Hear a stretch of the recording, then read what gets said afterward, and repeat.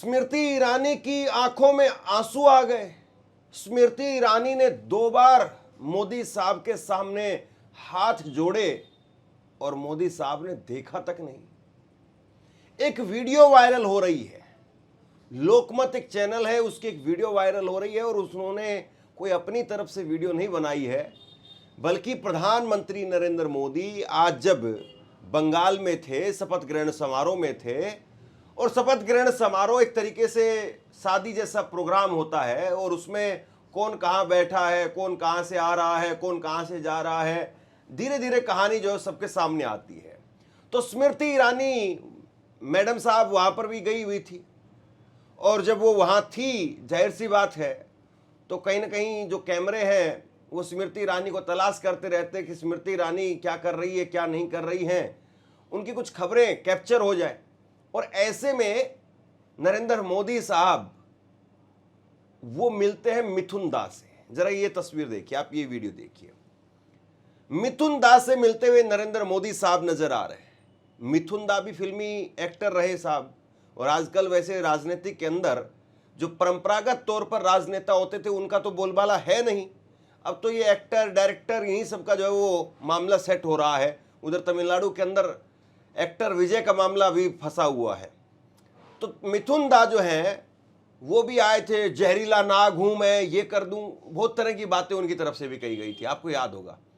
तो मिथुन दा से जो है नरेंद्र मोदी बात कर रहे हैं, गुफ्तगू कर रहे हैं, बड़ा कान में कान डाल करके बातें हो रही हैं। और दूसरी तरफ स्मृति ईरानी ने 2 बार नमस्ते किया और वो थोड़ा सा इमोशनल दिखाई दे रही हैं। अब बंगाल में वैसे तो बीजेपी की सरकार जो है वो इतने अरसे के बाद में पहली बार बनी है, तो हो सकता है कि उस नाम की जो है उनके अंदर भावुकता हो कि देखो मोदी जी, आज हमने यहाँ पर भी कर दिखाया, हमने यहाँ पर भी इतनी मेहनत की। लेकिन ना जाने क्या वजह है। ये जो तस्वीर आप देख रहे हैं, इस तस्वीर को लेकर के लोग चुटकी ले रहे हैं। अब देखिए, जो लोग चुटकी ले रहे हैं, मुझे लगता है कि वो थोड़ा सा राजनीति को कम समझ रहे हैं। मैंने आज भी कहा था, और ये स्मृति ईरानी जी की वीडियो आई उससे पहले मैंने कहा था, सुबह जो है जब मैंने शपथ ग्रहण समारोह की बात की, और जिस वक्त में ये तस्वीर देखिए आप, शुभेंदु अधिकारी वो पूरी तरह से नरेंद्र मोदी साहब उनको अपनी बाहों में भरते हुए नजर आ रहे थे। शुभेंदु अधिकारी को काफी देर तक नरेंद्र मोदी जी ने जो है वो अपनी बाहों के अंदर जकड़ करके रखा, और ऐसा इस तरीके से प्यार उमड़ा शुभेंदु अधिकारी के ऊपर कि इस तरीके का प्यार बाकी नेताओं पर दिखाई नहीं देता है। इसी तरीके से अमित शाह साहब ने भी जो है वो पूरा जकड़ करके कल जो है वो रखा हुआ था शुभेंदु अधिकारी को। और आज सुबह जब इस तस्वीर का मैं विश्लेषण कर रहा था, इस तस्वीर के बारे में जब मैं आपको बता रहा था, तो मैंने बताया था कि नरेंद्र मोदी साहब की यही स्टाइल है। उनको अपने लोग कम भाते हैं, बाहर के लोग ज्यादा भाते हैं। आपको याद होगा, जब भी नरेंद्र मोदी साहब किसी भी जो है वो इस्लामिक कंट्री में जाते हैं तो वहां के शेखों से बड़े शानदार तरीके से, तस्वीर देखिए जरा, शेखों से जो है वो बड़े शानदार तरीके से मिलते हैं, गले मिलेंगे, मस्जिद में जाएंगे, अलग अलग तरीके के फोटोज जो निकल करके सामने आते हैं, बाहें फैलाते हुए ऐसे जाते हैं नरेंद्र मोदी साहब कि बस क्या ही बताया जाए। लेकिन जब भारत के मुसलमान की बात आती है तो मोदी साहब कहते हैं नहीं नहीं, ये टोपी ठीक नहीं है, बस इतना ही ठीक है। याद होगा आपको, जब नरेंद्र मोदी साहब ने गुजरात के अंदर, जब गुजरात में थे, तो सद्भावना के तहत उन्होंने कार्यक्रम रखा था, लेकिन उसमें टोपी नहीं पहनी थी। तब उनको दिल्ली आना था, तो एक थोड़ा सा अपना बड़ा स्ट्रक्चर जो है दिखाना था। लेकिन कहीं पर भी नरेंद्र मोदी ने टोपी नहीं पहनी या उस तरीके से, उस मिजाज के साथ में, उस हंसी खुशी के साथ मिलते हुए नजर नहीं आए।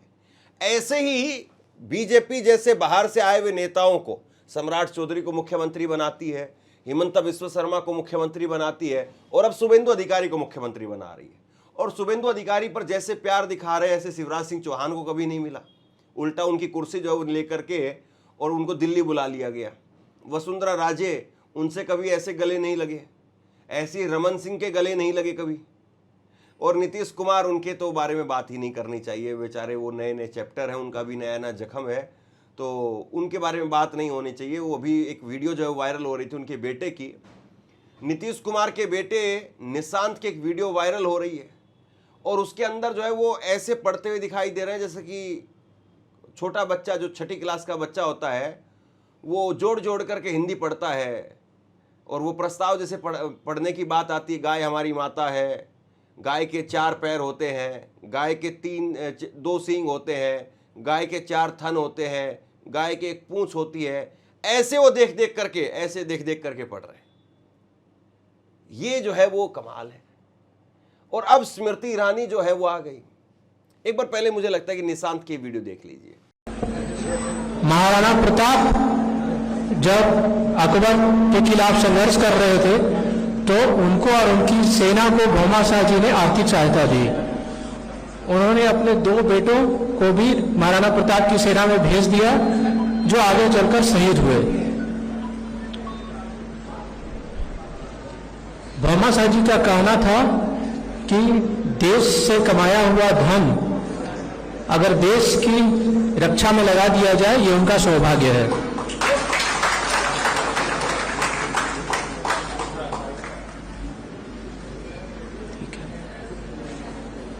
भौमाशाह जी का जीवन हमें सिखाता है कि धन की सच्ची सार्थकता इसी बात में है कि उसे समाज और देश हित में लगा दिया जाए। अब आते हैं स्मृति ईरानी पर लौट करके फिर से। हालांकि वैसे तो स्मृति ईरानी की आज के वक्त में जो राजनीतिक तौर पर जो चर्चा है वो खत्म सी हो गई है, लेकिन जरा आप सोचिए कि स्मृति ईरानी ने क्या कुछ नहीं किया। अमेठी से राहुल गांधी को हराया। अब ये सवाल ये उठेगा कि भैया स्मृति ईरानी ने हराया या फिर मोदी जी के पूरे स्ट्रक्चर ने या मोदी मैजिक ने, मोदी लहर ने हराया, तो मोदी जी फिर दूसरे किसी को क्रेडिट क्यों देंगे? और अगर सचमुच अगर स्मृति ईरानी की मेहनत होती तो मोदी जी कम से कम इस बात को तो पूरी जिंदगी नहीं भूल सकते थे कि भैया आपने वो काम करके दिया जिससे सबसे ज़्यादा मेरा दिल खुश हुआ। आपने अमेठी के अंदर राहुल गांधी को हरा दिया। और उसके अलावा गांधी परिवार पर, राहुल गांधी पर, सोनिया गांधी पर क्या कुछ नहीं कहा। लेकिन देखिए साहब, ये है स्मृति ईरानी। और अब स्मृति ईरानी ऐसे ऐसे कर रही है, साहब देख नहीं रहे इस तरफ। अब मुझे लगता है कि शायद या तो नरेंद्र मोदी जी ने अपने दिमाग से ये समझा होगा, या फिर ये जो वीडियो कैप्चर हुआ है इसमें वो एंगल नहीं आया होगा जहां पर नरेंद्र मोदी जी ने भी उनको ऐसे किया होगा।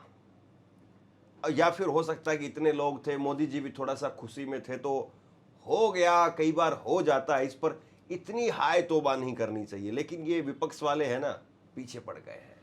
ये देखिए कांग्रेस के नेता है श्रीनिवास बीवी, और इन्होंने लिखा कि क्योंकि स्मृति जी भी कभी सांसद और मंत्री थी। कुछ पत्रकार चुटकी ले रहे हैं। पत्रकार गोविंद प्रताप सिंह लिखते हैं कि स्मृति ईरानी ने 2 बार हाथ जोड़े, मोदी जी ने नहीं देखा, ऐसा लोकमत वालों ने लिखा है। लोकमत वालों के पास में शाम को फोन आएगा तो डिलीट करते फिरेंगे। इसके बाद में एक पत्रकार प्रिया सिंह वो लिखती है कि स्मृति ईरानी जी के आंखों में आंसू, 2 बार हाथ जोड़े, नहीं देखा मोदी जी ने। लोकमत की रिपोर्ट है, स्मृति ईरानी को इस हाल में देख करके दुख होता है। चुनाव क्या हारी, इनकी तो पूछ ही खत्म हो गई है, कोई अटेंशन नहीं दे रहा है। खैर बड़बोले नेताओं के साथ में ऐसा ही होता है। देखिए स्मृति ईरानी ऐसा तो नहीं कहा जा सकता कि बिल्कुल खत्म हो गई है, या उनका राजनीतिक तौर पर उनका जो वजूद है या जो उनकी पूछ है वो खत्म हो गई है। देखिए स्मृति ईरानी को या ऐसे जो हीरो हीरोइन होते हैं उनको लाया जाता है पब्लिक अटेंशन के लिए। अब भी स्मृति ईरानी जाकर के कहीं पर बोलेंगी, थोड़ा भाषण वाषण देंगी तो 10, 20, 50 आदमी तो इकट्ठा हो ही जाएंगे उनको सुनने के लिए। वो बात अलग है कि कुछ लोग उसमें से गलतियां निकालेंगे कि बोलना नहीं आता है, ये क्या गलत बोल दिया, ये क्या गलत बोल दिया। लेकिन स्मृति ईरानी जैसे ही अमेठी से हारी, और वो भी राहुल गांधी से अगर हारती तो वजूद बचा रहता, फिर तो नरेंद्र मोदी जो है वो राज्यसभा से लेकर के आते स्मृति ईरानी को। लेकिन राहुल गांधी ने भी बड़ा बुरा किया स्मृति ईरानी के साथ में, खुद नहीं हराया। खुद हराते तो कम से कम राज्यसभा फिर मिल जाती, मंत्री पद भी मिलता। लेकिन राहुल गांधी ने जो बदला लिया वो ऐसा बदला था कि सांप भी मर गया और लाठी भी नहीं टूटी। यानी हरा भी दिया और खुद भी नहीं हराया, किशोरी लाल को हरा दिया। और स्मृति ईरानी उस वक्त में घमंड में, अहंकार में चूर, वो कहती थी कि राहुल गांधी ने अपने मैनेजर को भेज दिया, खुद डर करके भाग गया है। बाद में पता चला साहब मैनेजर नहीं है, ये फ्लावर नहीं है, फायर है, ये तो पुष्पा है। ये मतलब वो तो मामला ही उल्टा पड़ गया। फिर उसके बाद में किशोरी लाल ने हरा दिया इनको। तो किशोरीलाल ने हराया, वहाँ पर जो है वो स्मृति ईरानी ने चुनाव से कुछ वक्त पहले ही जो है वो अपना मकान बनवाया था, उसका गृह प्रवेश किया था। वो मकान भी आजकल बताते हैं वहाँ पर 1-2 चौकीदार वगैरह रहते हैं। हो सकता है कि स्मृति ईरानी अगर इस चुनाव में फिर से टिकट ना मिले 29 में, तो 29 के बाद में उसको बेच करके निकल जाएगी। 29 तक तो जरूर रखेंगी, क्योंकि हो सकता है कि नरेंद्र मोदी फिर से 29 में टिकट दे दे, अमेठी में फिर से वो हवा बनाए अपनी, और हो सकता है कि वो थोड़ा सा लोगों के बीच से इसलिए गायब हो गई हो कि लोग थोड़ा उनको भूल जाएं एक बार पहले, क्योंकि उन्होंने इतना लोगों को याद दिलाया, तो वो चाह रही हों कि लोग एक बार भूल जाएं और उसके बाद में वापसी करेंगे। 2-4-6 महीने पहले चुनाव में आकर के यहाँ पर रोना धोना और तमाम तरह की एक्टिंग की जाएगी और लोग फिर स्वीकार कर लेंगे। सवाल इस बात का है साहब कि आपने जिस तरीके से किया या जिस तरीके से आपने बड़बोलापन दिखाया, आप भूल गए इस बात को कि ये राजनीति है। राजनीति में जब तक आपका वजूद है तब तक आपको सलाम है साहब, जब तक आपकी पूछ हो रही है तब तक आपका वजूद है बस। और आप राहुल गांधी और किस तरीके से जो है वो सोनिया गांधी को वहाँ पर खड़े होकर के संसद में क्या क्या कहती थी, आपको याद है? आप भूल गए हैं। याद करिए, फ्लाइंग किस के ऊपर बवाल मचा दिया था इन्होंने कि फ्लाइंग किस कैसे दे दी राहुल गांधी ने, फ्लाइंग किस कैसे दे दी। और जब राहुल गांधी ने देखा तक नहीं इनको, लेकिन फ्लाइंग किस। आजकल एक और मैडम आई हुई है इनकी जगह पर, कंगना रनौत, वो भी पूरी कोशिश कर रही है किसी तरीके से जो है वो स्मृति ईरानी का स्पेस भर पाएँ, लेकिन वो कामयाब नहीं हो रही है। अब और चर्चा चल रही है कि कुछ और लोगों को जो है वो लाया जाए, और अब मुंबई में भी जो है कुछ और लोगों को ढूंढा जा रहा है। कुछ 1-2 और ऐसी महिला हैं जो स्मृति ईरानी का जगह ले पाए, उनकी भी जो बात चल रही थी। तो बहरहाल जिस तरीके से स्मृति ईरानी ने जो कुछ किया वो आज पलट करके उनके ऊपर ही आकर के गिर रहा है। जिस तरीके से संसद में चिंघाड़ती थी वो आज जो इनका चीखना चिल्लाना पूरी तरह से ऐसा लगता है खत्म हो गया है। माफी मांगो इस देश से, माफी मांगो सोनिया गांधी आदिवासियों से, माफी मांगो औरतों से, माफी मांगो गरीब से। देखिए, वैसे स्मृति ईरानी जी की गलती नहीं है। नरेंद्र मोदी साहब को आजकल ईरानी थोड़ा सा कम पसंद आ रहा है। अब हो सकता है कि ये लोग सोशल मीडिया पर चुटकी ले रहे हैं, मैं अपनी तरफ से नहीं कह रहा हूँ। मैं भला ऐसी बात क्यों कहूँगा, मैं तो खुद स्मृति ईरानी की उनकी एक्टिंग का कायल रहा हूँ। जिस तरीके से वो सास और बहू में आती थी, बड़ी गजब एक्टिंग करती थी वो। खैर, अब वो दोबारा आई तो उनका टीआरपी नहीं आ रहा, उनका जो शो दोबारा आया तो उसकी टीआरपी कहीं है ही नहीं, सुनाई नहीं दे रही है, सन्नाटा। तो स्मृति ईरानी की शायद गलती नहीं है, मोदी साहब को जो है ईरानी थोड़ा कम पसंद आ रहे हैं। अभी अमेरिका और ईरान का युद्ध हुआ साहब, आपको पता है, और उसमें भी मोदी जी ने ईरान के supreme leader Ayatollah Ali Khamenei साहब मारे गए, 13 दिन तक कुछ नहीं कहा।